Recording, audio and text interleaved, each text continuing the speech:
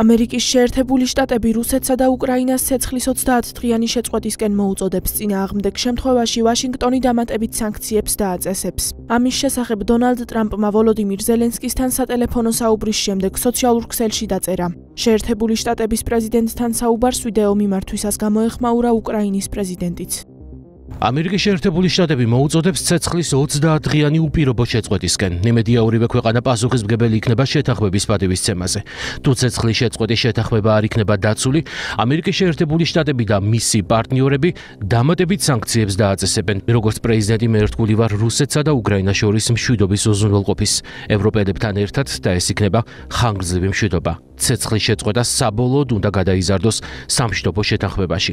ეს ყველაფერი შეიძლება ძალიან სწრაფად გაკეთდეს და მე ხელმისაწვდომი ვიქნები ყოველწუთს, როცა საჭირო ვიქნები. განვიხილეთ მშვიდობისთვის შემდგომი ძალისხმევის აუცილებლობა, კერძოდ შესაძლოა კონკრეტული ნაბიჯები.